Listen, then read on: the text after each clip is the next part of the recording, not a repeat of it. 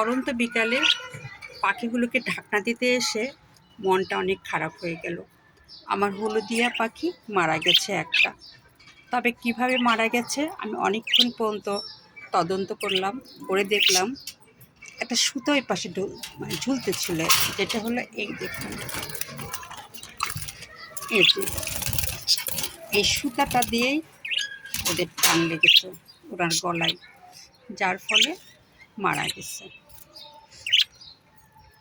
কি অবস্থা দেখুন, এত ভালোবাসার জিনিসগুলা কোনো এক কারণে যদি মারা যায় খুব মনটা খারাপ হয়।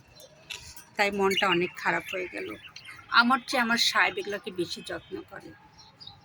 সে যাওয়ার আগে তাদের দেখবে, দাঁড়ায় থাকে তারা কি করছে না করছে, তারপরে তাদের কি লাগবে না লাগবে সব উনি করে। শুধু খাবারটা আমি সুযোগ পেলে দিই, এইটুকুই আমি করি। কিন্তু আমার সাহেব যখন বাসায় আসবে, এই পাখিটা মরে যাওয়ার কথাটা যখন শুনবে, ওনারও মন খারাপ হবে। কারণ ওই পাশে একটা সুতা আছে ঝুলে, ওই ঝুলা দিয়ে ওর মনে প্যাঁচ লেগেছিল। কখন লেগেছে আমি টের পাইনি। আমি এই মাত্র টের পেলাম যে ও অমনভাবে শুয়ে আছে কেন। পরে পাখিটাকে আমি ধরতে যেয়ে দেখলাম যে ওর গায়ে গলায় সুতা পেঁচানো।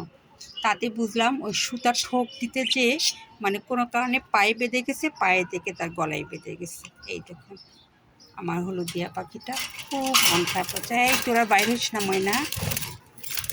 এই দেখুন খুব সুন্দর আমার পাখিটা ছিল। এই দেখুন এই গলাটায় তার এই সুতাটা, ওই দেখুন সুতাটা দেখা যাচ্ছে, এই দেখুন এই যে এই সুতাটা তার গলায় পেঁচে গেছিলো। কারণ আমার সাহেব এসে আবার ঠিক করবে, সুতা কাটাকাটি করবে। এখন থাক, ও দেখুক, তারপরে ওটাকে ফেলে দেবে।